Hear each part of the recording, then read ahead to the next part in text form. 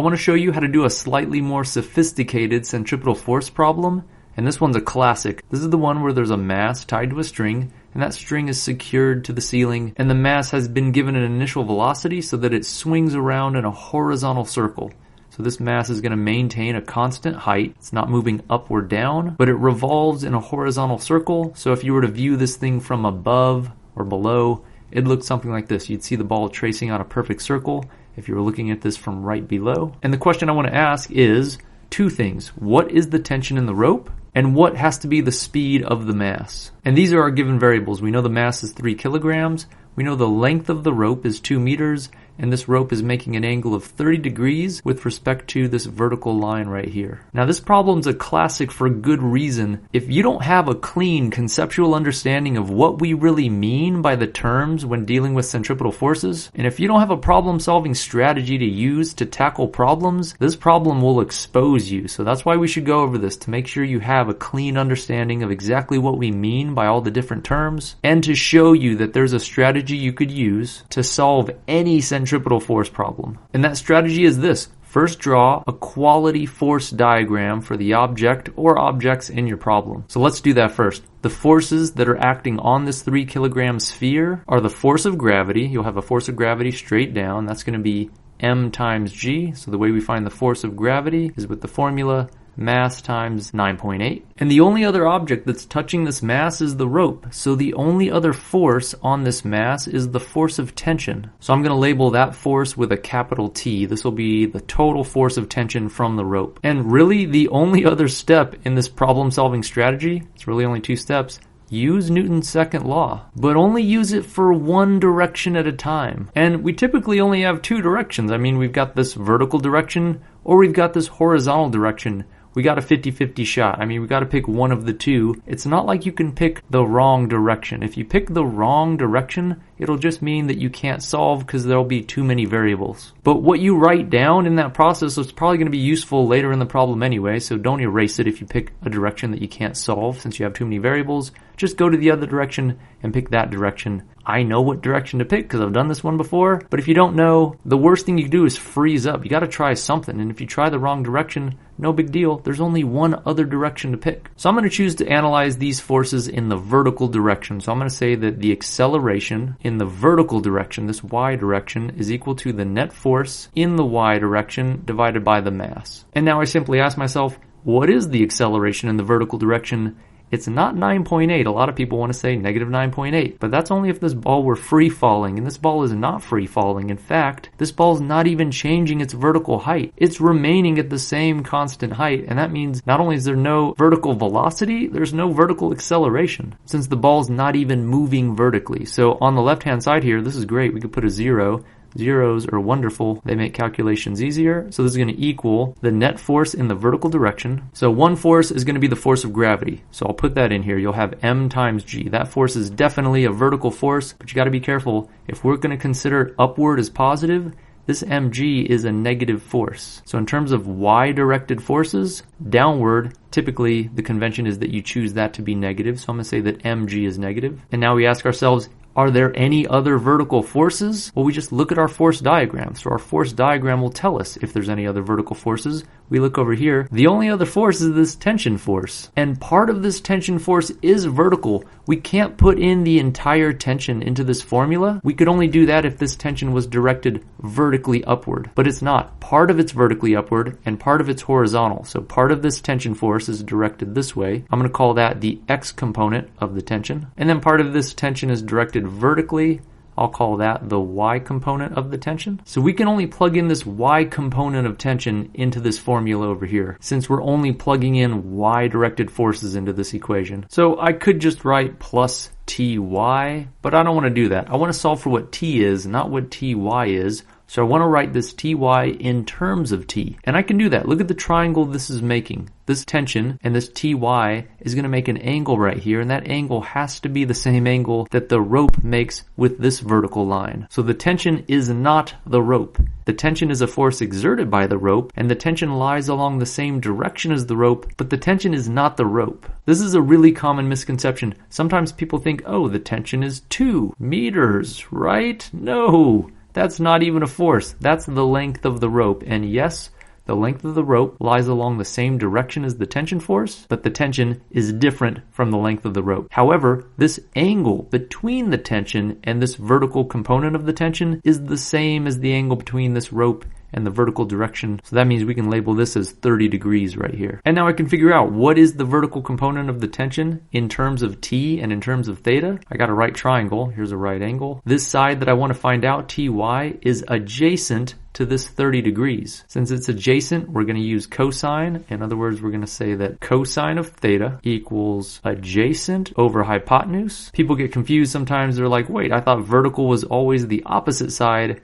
It'd be the opposite side if we knew this angle, but we don't know that angle. We know this vertical angle, and that means this vertical side is adjacent to that angle. So we know the angle. We could write that cosine of 30 degrees is going to equal the adjacent side, and the adjacent side is Ty, and the hypotenuse is going to be T. People get freaked out here. They're like, I've got too many variables, but that's okay. We can label this total hypotenuse as T. Even though we don't know it, it's all right. We're going to manipulate symbols, and we're going to solve for Ty. If I multiply both sides by T, I get that Ty, the vertical component of the tension, is equal to the total tension times cosine of 30 degrees. This is the vertical component of the tension, and this is the force that I can plug into my vertical net force. So I'm going to add, because this points upward, T, the total tension, times cosine of 30. And then I have to divide by my mass. So I can solve this for T now. If I multiply both sides by m times 0 is going to be 0.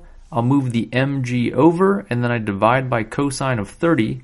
I get that the tension in the rope is going to equal mg, the force of gravity, divided by cosine of 30. And if we plug in numbers, we'll get that T equals, the mass was 3 kilograms, g is always 9.8, divided by cosine of 30, gives us a tension of about 33.9 newtons. I'll just say that that's 34 newtons. So that's the tension in the rope. That's the first thing we wanted to find. We just found it over here. That is the tension in the rope. So let's do the next part. Let's try to find the speed. People get a little concerned now. They're like, what do I do? Don't deviate from the plan. We drew our force diagram. We used Newton's second law for one of the directions. You still got work to do? Then do Newton's second law for another direction. We're just going to do this for the x direction. So we'll do the x direction. I'll say that the acceleration in the x direction equals the net force in the x direction divided by the mass. And I'll ask myself the same question. Is there any acceleration in the x direction? There wasn't any acceleration in the y direction. You might think there's not any in the x direction, but there is. This mass is going in a circle. That means there's going to be centripetal acceleration in this direction. So this horizontal direction is essentially just the centripetal direction. So to make that more clear, I'm just going to put AC and FC. And whenever you have centripetal acceleration, we can replace that with v squared, the speed squared, divided by the radius. And that's going to equal the net centripetal force over the mass. What force is acting in the centripetal direction?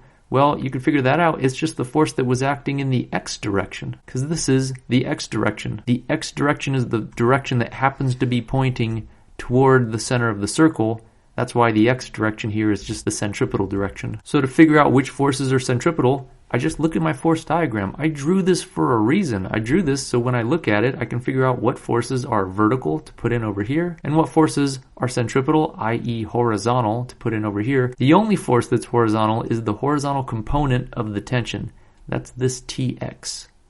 But again, instead of just plugging in Tx, we'll plug in what this component is in terms of the angle and the total tension, just like we did over here. Ty was T cosine 30, so it might not be that big of a surprise that Tx, the horizontal component, is just going to be T sine 30. And if you don't believe that, you can prove it to yourself. Think about it. This Tx component is the opposite to this angle. And for opposite, we'll use sine. So we could say that sine of 30 would be the x component, which is the opposite side, over the hypotenuse, which is t. And if you solve this for tx, you multiply both sides by t, you indeed get that tx is just T, the total tension, times sine 30. So we could plug that back in over here. We know that the only component that's acting as a centripetal force, i.e. that's pointing toward the center of the circle, is this x component, which we just found is T sine 30 degrees. Now you see why picking this direction first wouldn't have allowed us to solve, because we wouldn't have known the speed v, and we wouldn't have known the tension T. Only because we chose the y direction first, we were able to find the tension, and now that we know this tension being 34 newtons,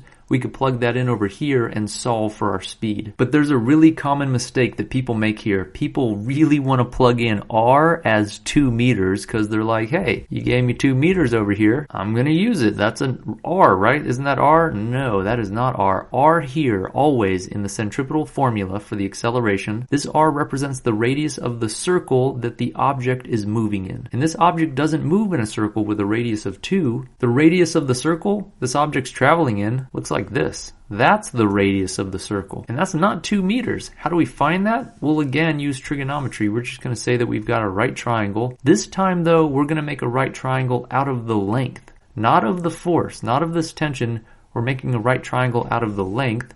But again, we know that that side's a right angle. We know that this side's 30 degrees. So we can say that this radius is the opposite side of that 30 degrees. So we're going to use sine theta. We're going to say that sine of theta, which is 30, equals the opposite side, and that's r, divided by the total length of the string, L. And so if I solve this for the radius, I get the radius of the circle that this ball is traveling in would be L times sine of 30, where L would be this 2 meters. So we'll plug that in back over here. We'll say that v squared divided by r, which is L sine 30, is going to equal t sine 30 divided by the mass. And now we can solve, we can multiply both sides by L sine 30, and we'd get that v squared is going to equal t sine 30 times L sine 30 divided by the mass of the sphere. And since I want to find v, not v squared, I'll take a square root of both sides. And when I take a square root of both sides, I end up with v is the square root of t sine 30, L sine 30 over the mass. So if we plug in our numbers, we get that v is the square root of t, which is 34 newtons, times sine of 30, times L, and this L is referring to this total length, this 2 meters, times sine of 30. All divided by the mass, which was 3 kilograms. Which if you solve gives you a speed of about 2.38, so I'll just say 2.4 meters per second, which is the speed that we were trying to find. So recapping, when you're solving a sophisticated centripetal force problem, be sure to draw a quality force diagram, then use Newton's second law for a single direction, and only plug forces in that direction into the net force. If the direction you choose happens to lie along the centripetal direction, i.e. it points toward the center of the circle, then you could use v squared over r for your centripetal acceleration. But again, only plug in forces that lie along that direction for the centripetal force. And make sure that you understand when we say the radius, we're talking about the radius of the circle that the object is traveling in.